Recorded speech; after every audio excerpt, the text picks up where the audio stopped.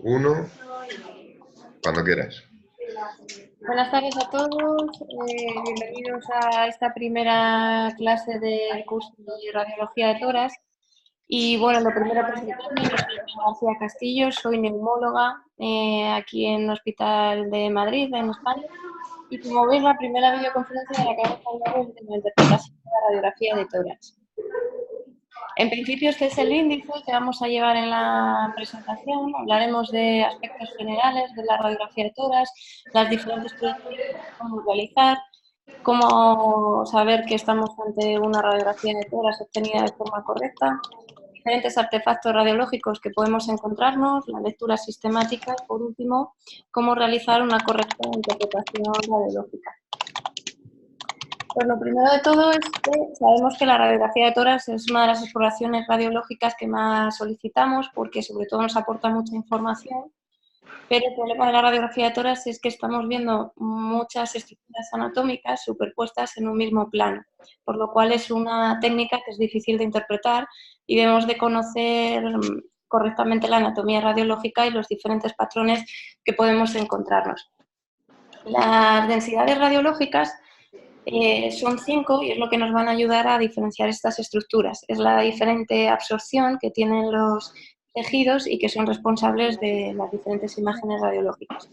Aquí os ponemos las 5 densidades principales. La densidad metal es la que más radiación absorbe, es lo que vamos a ver más blanco, como lo que vemos en la radiografía con el marcapasos y los cables. Luego tendríamos la densidad hueso, la densidad agua, que es lo que vemos en la sangre, en los vasos, en las vísceras y los músculos, la grasa y por último el aire, que es lo que menos radiación absorbe y que sería pues, lo menos radiopaco. Luego sabemos además que normalmente ya en la actualidad lo que tenemos son radiografías de tórax digitales, ¿no? Y estas radiografías digitales, las ventajas que tienen Estoy en una charlilla de tórax. Resolución espacial, que viene dada por el número de píxeles, y una mayor densidad o profundidad que nos viene dada por la variedad de los grises que podemos ver en la radiografía. Las ventajas que tenemos es que son menos costosas, suponen menos radiación para el paciente, nos ahorran tiempo en los procesos de trabajo porque muchas veces podemos visualizar las imágenes en el mismo momento en el que se realizan y sobre todo que se obtiene una mejor resolución y por tanto mejora el diagnóstico. Las principales indicaciones de la radiografía de tórax las vemos aquí. Como veis, sobre todo las utilizamos cuando tenemos sospechas de enfermedades respiratorias, para el diagnóstico precoz de neoplasias pulmonares, cuando queremos valorar la silueta cardíaca y los campos pulmonares y en los preoperatorios de los pacientes, ¿no?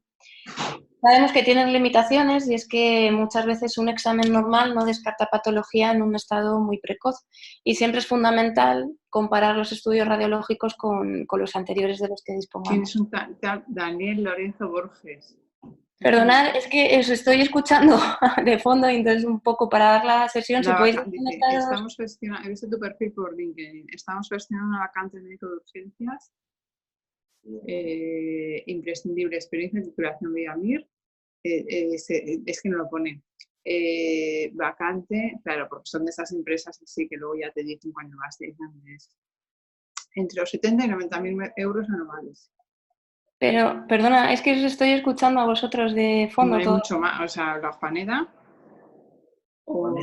Daniel Lorenzo Borges, no. Claro, a lo mejor es la central de Madrid o de tal, o de las universidades.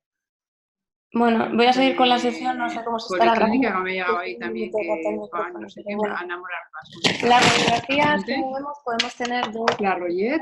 Una proyección postero anterior, y no sé qué más, que es la que normalmente utilizamos, y una proyección lateral.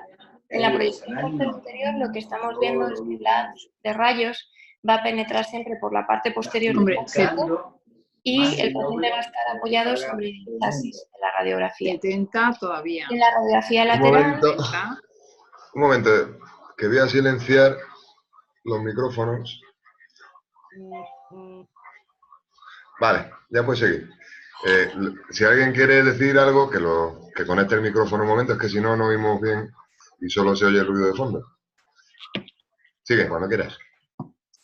como os decía, tenemos dos proyecciones, la proyección posterior anterior y la proyección lateral. Es importante saber a qué nos referimos cuando hablamos de las proyecciones, porque nos va a variar las estructuras, como las vamos a ver. En una proyección posterior anterior, el paciente va a estar apoyado sobre el chasis de la radiografía y el haz de rayos va a penetrar por su parte posterior. Esto quiere decir que lo que vamos a ver más cercano a la radiografía es la parte anterior.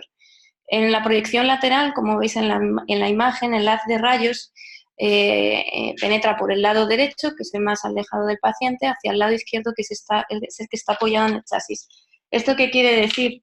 Que lo que esté más pegado siempre al chasis lo vamos a ver más nítido y más pequeño, y lo que está más alejado lo vamos a ver más agrandado. Esta es la diferencia entre las proyecciones posteriores y anteroposteriores en cuanto al tamaño del corazón. Por eso en la posterior se ve más claro y en las anteroposteriores, como veremos luego en diferentes ejemplos, se ven más grandes. La radiografía lateral es una radiografía que nos gusta poco porque siempre cuesta más interpretar, pero es muy importante, como veremos, porque confirma patología que podemos sospechar en una radiografía posterior anterior, nos ayuda a localizar las lesiones, valora también la semiología de estas lesiones y nos ayuda con las proyecciones ocultas que tenemos en la radiografía, como vemos aquí. Las zonas que mejor vemos en las radiografías laterales son las lesiones de los vértices pulmonares, de las clavículas, de los ilios, el área retrocardíaca y las bases de los pulmones. Aquí vemos dos ejemplos de dos proyecciones diferentes, ¿no? Esta proyección que vemos aquí, donde está el ratón, es una proyección posterior anterior.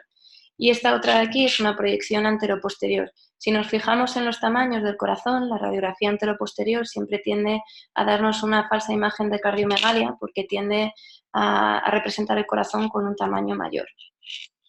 Otra proyección que podemos hacer es la proyección oblicua, que normalmente siempre la indican los radiólogos, y que lo que nos va a ayudar también es a descartar lesiones que en una PA no vemos. El grado de oblicuidad de la placa va a variar en función de la región que deseemos estudiar. La proyección en aspiración es una proyección que utilizamos sobre todo para valorar si hay atrapamiento aéreo. En esto lo que le pedimos al paciente es que vacíe el pecho de aire y cuando está en máxima aspiración es cuando se toma la radiografía. Si nosotros le pedimos al paciente que vacíe el pulmón de aire, lo que estamos consiguiendo es ver los pulmones un poco más blancos de lo normal y nos va a dar pues, la información de si tenemos uniomotora, si tenemos atrapamiento aéreo o, por ejemplo, pues, si tenemos zonas de enfisema en el pulmón debido a obstrucciones unilaterales en el que vamos a ver mejor la diferencia. La proyección lordótica es esta que vemos aquí, el paciente se sitúa con una inclinación caudocraneal y el haz de rayos pues, se va a hacer con una proyección anteroposterior. Aquí lo que vamos a conseguir es que los vértices pulmonares los veamos mucho mejor y que las costillas, si os fijáis, tanto los arcos posteriores como los anteriores se van a superponer de forma paralela y esto nos va a permitir visualizar de forma más nítida las estructuras. Vamos a ver también mucho mejor las zonas del mediastino superior, de todo lo que nos queda hacia arriba, y del lóbulo medio y de la língula. Las proyecciones en decúbito lateral con el rayo horizontal son estas que vemos aquí, el paciente está tumbado, y lo que nos va a ayudar sobre todo es a diferenciar mejor el aire y el agua. ¿Esto por qué es? Porque por efecto de la gravedad, normalmente el agua va a bajar hacia abajo y el aire va a subir hacia arriba. Entonces, si nosotros queremos descartar, por ejemplo, un derrame pleural, lo que vamos a hacer es tumbar al paciente del lado afecto, de tal manera que el líquido caerá hacia abajo y lo podremos ver mejor en la radiografía. Si por el contrario lo que queremos visualizar son neumotoras, lo que le vamos a pedir al paciente es que se tumbe, pero con el lado afectado hacia arriba, porque así veremos mejor el aire que subirá. Respecto a la técnica correcta, es muy importante siempre cuando empezamos a leer una radiografía saber si está realizada de forma correcta o no.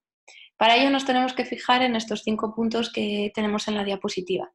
Lo primero es que debemos de visualizar todo el tórax. La placa debe estar centrada, debe estar en inspiración profunda y debemos de ver que el grado de penetración y de exposición es el correcto, ¿no? Cuando nos referimos a si la técnica es correcta, lo que queremos ver es que esté incluido todo el tórax, es decir, que las cápulas estén desplazadas lateralmente. Aquí, si nos fijamos, la escápula cae por encima del campo pulmonar. En este otro ejemplo que vemos en la lateral, si nos fijamos, la escápula la vamos a ver en este último borde. Esto es importante porque siempre nos va a permitir visualizar mejor todo el campo pulmonar superior.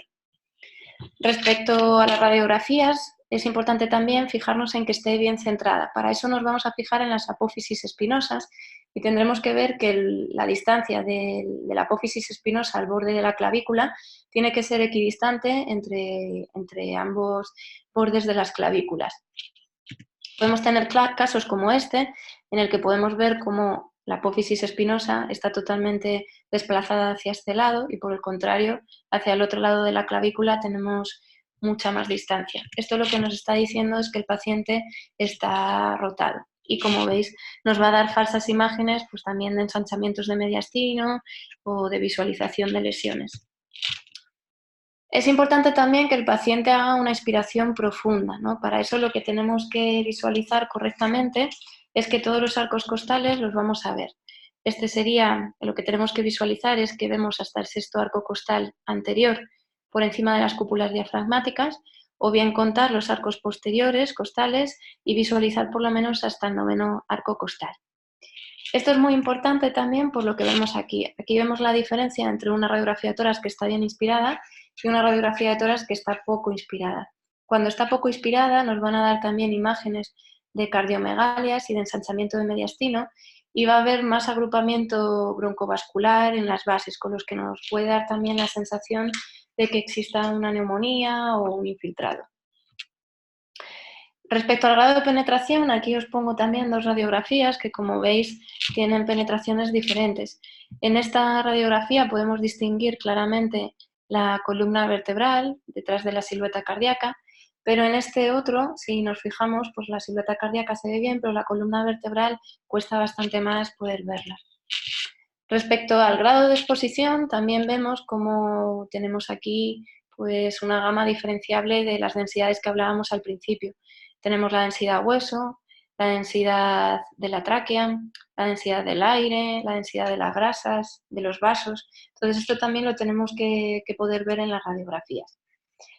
Ahora de lo que vamos a hablar son de artefactos que podemos encontrarnos en las radiografías y que nos pueden dar lugar a equivocaciones. Esta radiografía que os muestro aquí es de un caso de una paciente que acudió a urgencias por fiebre y por tos y expectoración y se le realizó una radiografía de tórax. En la radiografía de tórax se vio este aumento de densidad en el mediastino derecho y se ingresó a la paciente para estudio por posible masa mediastínica. Cuando se repitió la radiografía en la planta, como veis, aquí ese ensanchamiento que tenía ha desaparecido. Y esto era porque la paciente era una paciente marroquí que tenía el pañuelo con el pelo recogido. Cuando se hizo la radiografía, esta proyección que se ve aquí era el pelo de la paciente. También podemos ver falsas imágenes de neumotoras que no lo son pliegues cutáneos, como esta línea que veis aquí, que es más negra, y que esto se produce muchas veces cuando las proyecciones son anteroposteriores y se producen por el pliegue de la piel, de la compresión con el chasis de la radiografía. Una manera para poder diferenciarlos del neumotoras es que estas líneas normalmente siempre van a ir más allá de la cavidad del pulmón, o sea, se van a continuar por fuera del pulmón, que esto en un neumotoras nunca lo vamos a ver. Y también porque siempre va a haber distal vascularización, no vamos a ver la ausencia, que es algo típico también de los neumotoras. Otra de las imágenes que nos pueden dar lugar a artefactos son las imágenes de pseudonódulos que pueden hacernos confundirnos con nódulos y que realmente son los pezones. Entonces, en una forma de diferenciarlos también es que vamos a ver siempre que el borde de estos pezones nunca los vamos a ver del todo completos, siempre van a ser bordes incompletos. Siempre van a estar más o menos localizados en la línea medio clavicular y normalmente los vamos a ver de forma simétrica. Aquí os pongo pues, los artefactos que podemos ver por materiales quirúrgicos, como puede ser un marcapasos o los clips de las esternotomías, que siempre los vamos a ver con una densidad muy blanca. Este ejemplo de aquí es una osteosíntesis costal en una paciente operada por un cáncer de mama, que como veis aquí no tenemos la mama derecha, y cuando hay una ausencia de mama siempre nos pueden dar también falsas imágenes de hipertransparencias o de radiolucencia pulmonar, ¿no? Por eso siempre es importante fijarnos en las partes blandas. Para hacer una lectura sistemática de la radiografía de tórax siempre es muy importante entender muy bien la anatomía, como decíamos al principio de la presentación. Y lo más importante es seguir un patrón ordenado de búsqueda, de tal manera que nunca pasemos nada por alto.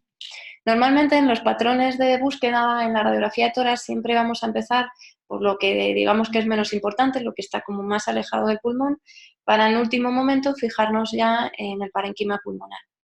Este es un ejemplo que os pongo de lectura sistemática, pero bueno, cada uno al final puede utilizar el que mejor le parezca, ¿no? Pero este es un ejemplo.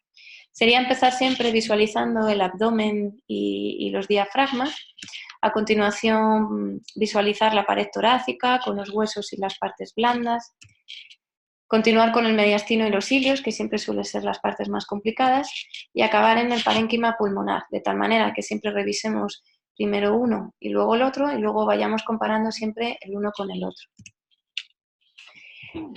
Como os digo, lo primero es fijarnos en la parte del diafragma, ¿no? En la parte que tenemos por aquí debajo de los pulmones.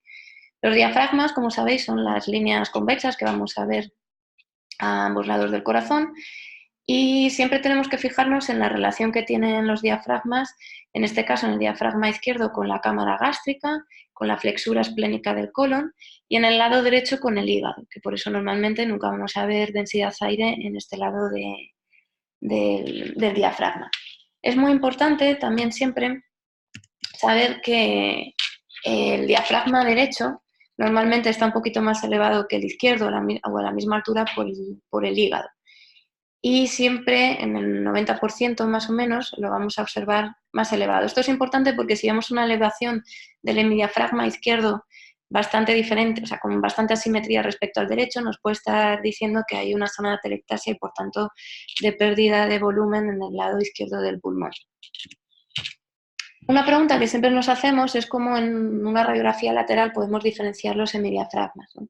El hemidiafragma izquierdo siempre nos vamos a fijar en él porque es más fácil relacionarlo con diferentes estructuras anatómicas.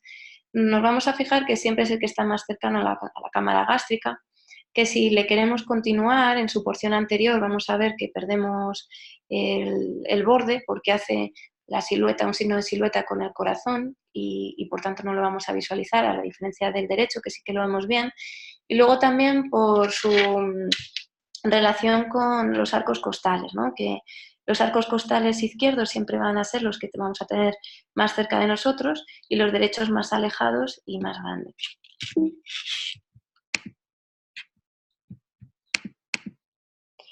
Es importante también que nos fijemos en los senos costofrénicos, ¿no? Y los senos cardiofrénicos. Los senos cardiofrénicos son los recesos que hace la pleura entre el corazón y el diafragma, y los senos cardiofrénicos son esos, y los senos costofrénicos laterales son los que vamos a visualizar en la radiografía lateral, y los posteriores van a ser los que primero se van a pinzar si existe un derrame pleural. Siempre son bordes que tienen que ser agudos, podemos ver que a veces pierden definición por acúmulo de grasa, pero hay casos que vamos a ver más llamativos como en este, en el que vemos que el seno está pinzado y vamos a ver un aumento de densidad que lo que traduce es un derrame pleural. Aquí vemos más ejemplos en el que vemos claramente cómo hay un aumento de densidad y cómo este aumento de densidad lo visualizamos aquí por un borramiento tanto del diafragma como de los senos costofrénicos. En el diafragma también podemos fijarnos que podemos encontrar lobulaciones como esta que vemos aquí, ¿no? Que es mucho más frecuente en el lado derecho que en el lado izquierdo del diafragma y que no tenemos que confundirla con masas ni con lesiones. Este sería otro ejemplo, esta es una hernia de Bogdalek, que es un defecto congénito de la membrana pleuroperitoneales, que normalmente suelen ser más frecuentes, hasta un 80% en el lado izquierdo, y que lo vamos a ver como estas imágenes que vemos aquí, ¿no? Unas imágenes redondeadas con densidad grasa, que si nos fijamos en la reconstrucción del escáner de tórax lo visualizamos así. En las estructuras óseas lo que nos vamos a fijar siempre es en las costillas, ¿no? Las costillas siempre vamos a ver mucho mejor los arcos costales posteriores que los anteriores y siempre vamos a visualizar mejor la parte superior que la parte inferior de las costillas. Esto es por el surco vascular que tienen las costillas en la parte más inferior del hemitórax. Siempre ese surco vascular es mucho más marcado que en la parte superior, por eso siempre pierde un poquito de nitidez. Respecto a la radiografía lateral, como os decía, las costillas siempre las vamos a poder diferenciar porque las costillas derechas van a ser más grandes, como vemos aquí, y las costillas izquierdas van a ser más pequeñas, como estas que vemos aquí. Eso es por la distancia que hay en la radiografía lateral. Es importante en las estructuras óseas siempre fijarnos también en la columna dorsal. Siempre vamos a ver que va a existir una cifosis fisiológica y que la densidad va a ir disminuyendo siempre en sentido caudal, de tal manera que si vemos un aumento de densidad en esta región, lo que nos está indicando es que existe pues, un infiltrado o una lesión. Los cartílagos costales los vamos a ver que se van a ir calcificando con la edad y estas calcificaciones van a ser diferentes en los hombres y en las mujeres. En los hombres normalmente las calcificaciones van a ser más marginales, como vemos aquí, y en las mujeres van a ser más centrales, como estas calcificaciones que vemos aquí. También nos pueden dar lugar a veces a imágenes de falsos nódulos. También en las estructuras óseas nos podemos fijar que a veces podemos tener costillas supernumerarias, como esta que vemos aquí, que es una costilla cervical, y que normalmente se van a articular con la séptima cuerpo vertebral a nivel cervical. No suelen dar síntomas a no ser que se produzcan compresiones de las estructuras, de los vasos o de los nervios. Aquí os pongo también pues, la escápula, que es lo que vamos a ver en las radiografías de tórax, aunque lo ideal, como os decía al principio, es que no se visualicen, y el esternón, que vamos a ver siempre el manubrio con la articulación del cuerpo esternal, y que a veces si está calcificada, pues a veces pueden producir también falsas imágenes de ensanchamientos mediastínicos.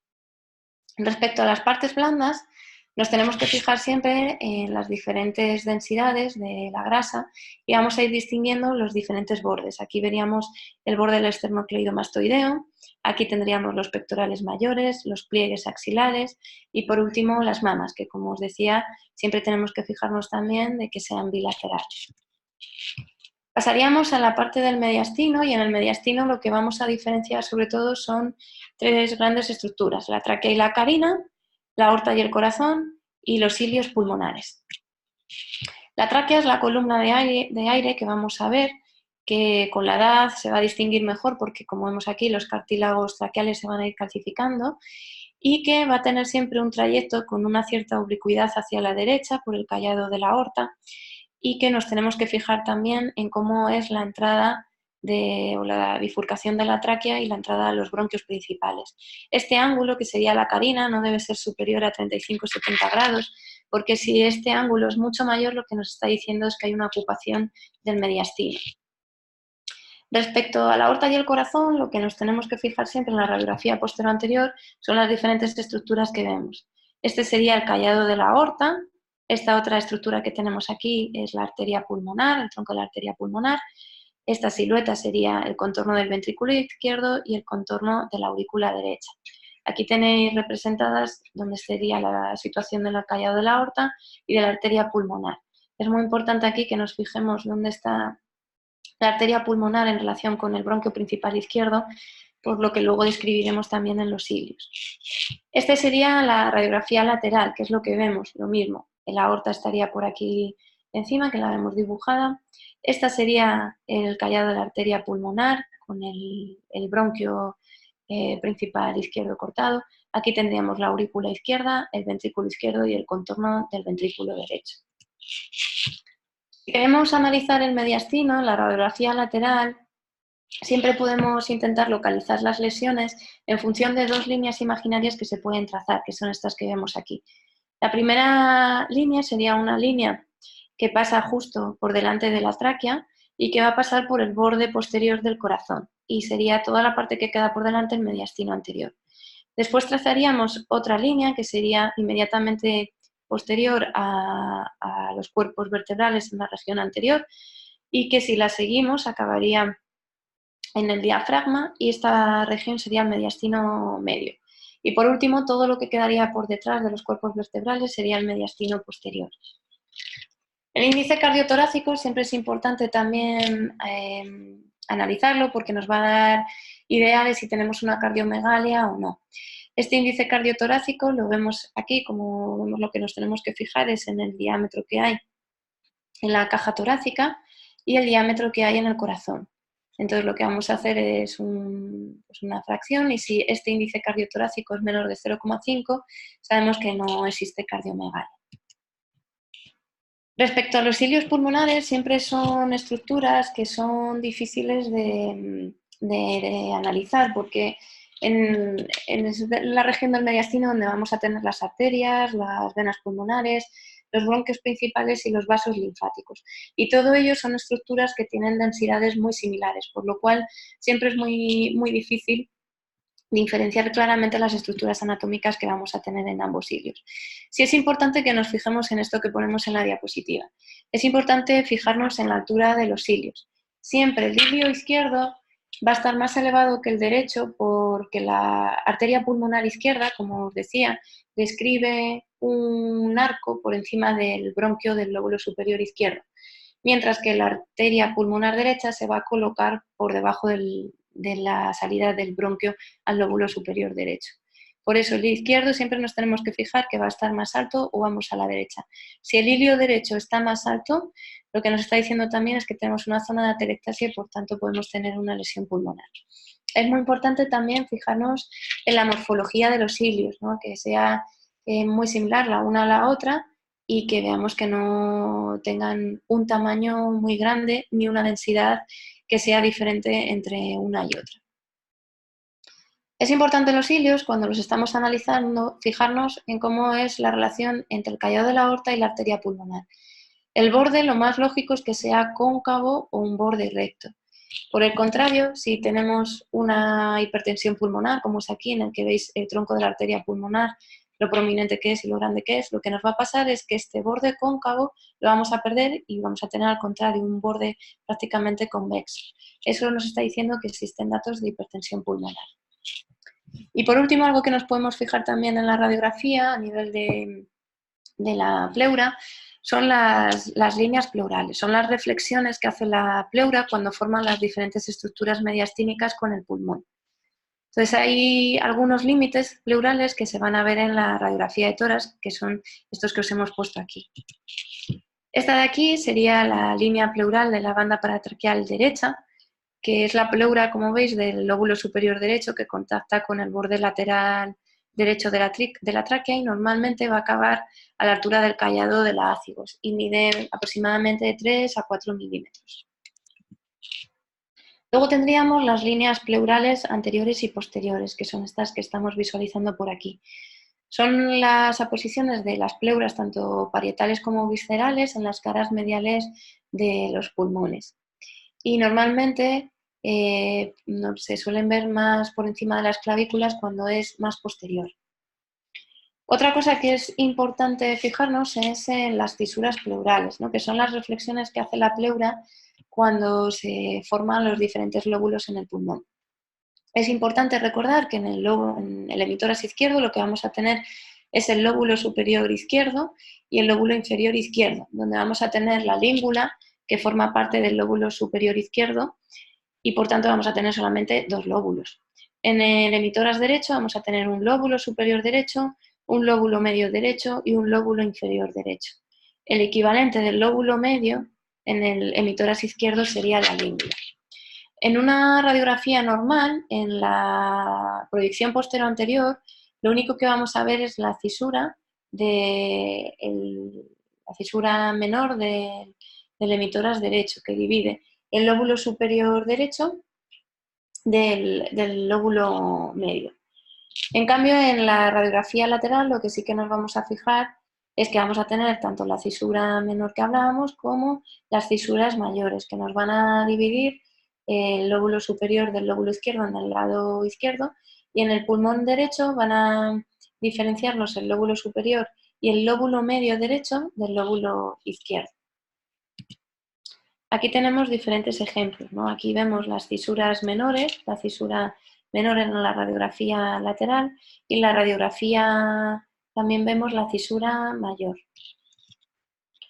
Lo más normal es que muchas veces no visualicemos estas cisuras, pero cuando existen derrames pleurales, como es este caso en el que vemos que existe pinzamiento del seno costofrénico, sí que vemos cómo existen engrosamientos de la cisura lateral. Existe otra cisura, que es la cisura accesoria de la ácigos, que es esta que os pongo aquí, que veis que acaba aquí en el callado de la ácigos y que es una variante anatómica. En los pulmones también nos tenemos que fijar en la vascularización, en cómo son los vasos y las arterias pulmonares. Estas siempre van a ser más visibles normalmente en los lóbulos inferiores que en los lóbulos superiores, porque por efecto de la gravedad la vascularización va a ser mayor. Las arterias pulmonares normalmente disminuyen de calibre hacia la periferia pulmonar, por eso siempre las vamos a ver mucho peor según nos vamos acercando a la pleura. Y conocer esto es muy importante, sobre todo para cuando queremos ver los signos de congestión vascular y de redistribución vascular, en el que muchas veces lo que vamos a ver es que la vascularización va a ser mayor hacia los lóbulos superiores que en los lóbulos inferiores. Respecto a la radiografía lateral, simplemente comentar que el patrón de lectura va a ser muy similar al que hablábamos antes. Lo que vamos a hacer es empezar viendo toda la parte de los diafragmas. A continuación seguiremos subiendo por la columna vertebral, fijándonos en los arcos costales que visualizamos, el borde de la escápula, para continuar bajando por la tráquea y por el mediastino, viendo los cilios pulmonares y visualizando la silueta cardíaca. Y por último lo que haremos será mirar el espacio retroesternal y el espacio que hay retrocardíaco a nivel de todo el pulmón. Siempre tenemos que prestar atención en la radiografía lateral a diferentes regiones. La región retroesternal es el espacio claro que vamos a ver por detrás del esternón y anterior a la aorta ascendente, y siempre pues este espacio va a ser claro, pero sabemos que en los pacientes que son EPOC o bronquíticos o enfisematosos vamos a ver muchas veces que este espacio claro se ve aumentado, ¿no? Que lo vemos más negro de lo normal. Los cilios siempre tendremos que ver lo mismo, que no tenemos masas ni están aumentados de tamaño. Las cisuras normalmente las vamos a ver finas cuando son visibles. Y la columna dorsal siempre nos tenemos que fijar también en la morfología y en la altura de los cuerpos vertebrales, así como en el diafragma y los senos, que tenemos que ver siempre que estos senos son agudos y no están pinzados. Esto era lo que os comentaba antes cuando hablábamos de las cisuras, de la anatomía de los pulmones. Podemos ver el lóbulo superior derecho, el lóbulo medio y el lóbulo inferior derecho. Y en el lado izquierdo vamos a ver el lóbulo superior izquierdo con la língula y el lóbulo inferior izquierdo. Esto es importante para localizar las lesiones, para saber en qué parte del pulmón estamos. Pero es importante también conocer el signo de la silueta. El signo de la silueta es un signo radiológico que se va a producir cuando tenemos dos densidades que son similares, que son de la misma densidad, y entonces se van a superponer y las vamos a ver de la misma densidad en la radiografía. Entonces, si conocemos la posición de las diferentes estructuras dentro del tórax, nos puede ayudar a localizar con precisión las diferentes afecciones que podemos tener.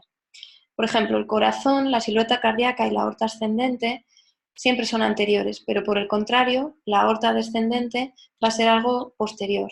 Por lo tanto, si las lesiones se superponen a estas estructuras, estaremos en un campo anterior o en un campo posterior del pulmón. Los lóbulos superiores van a estar en contacto con el borde cardíaco menor, con la aurícula izquierda y con el botón aórtico. Y por el contrario, todo lo que sería ya los bordes cardíacos mayores van a estar en contacto con el lóbulo medio derecho y la lígula, con lesiones que se localicen en estas regiones. Los lóbulos inferiores son posteriores y están en contacto con el diafragma, por lo que todo lo que borre el diafragma va a ser inferior y posterior. Esto lo vamos a ver ahora en diferentes radiografías. Aquí, como veis, tenemos un aumento de densidad que si seguimos el borde del hemidiafragma derecho vemos que está borrado, ¿no? Y además aquí vemos unas estructuras tubulares que en la siguiente charla comentaremos, que es el signo del broncograma aéreo. Aquí lo que estamos viendo es una condensación del lóbulo inferior derecho debido a una neumonía y como borra el diafragma podemos decir que se localiza en el lóbulo inferior.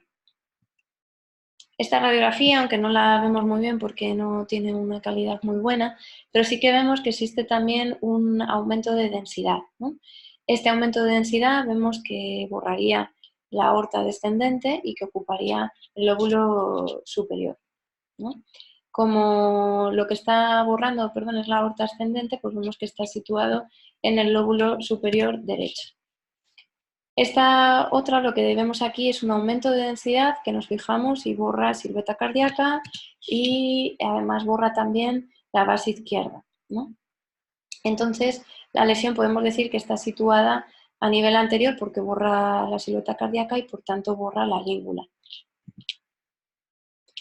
Y ya como conclusión, simplemente deciros que para interpretar adecuadamente una radiografía de tórax es muy importante obtener radiografías que sean técnicamente correctas, debemos conocer la anatomía radiológica y sus variantes, hacer una lectura sistemática es muy importante, no olvidar la proyección lateral y disponer siempre de información clínica precisa que nos ayude a saber lo que le está pasando al paciente. Es importante comparar siempre con estudios previos y siempre con todas las dudas que tengamos consultar al radiólogo. Aquí os dejo una bibliografía que no sé si conocéis, el Felson es un libro que es muy conocido y que es de radiología de tórax básica y que es muy bueno, y 2 páginas que vienen muchos ejemplos, muchos casos clínicos y que creo que os puede resultar útiles. Y nada más, muchas gracias y no sé si tenéis alguna duda o alguna cuestión que queráis preguntar.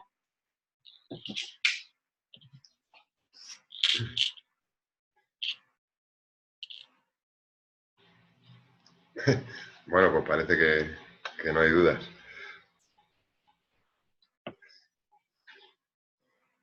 Bueno, pues nada, pues perfecto.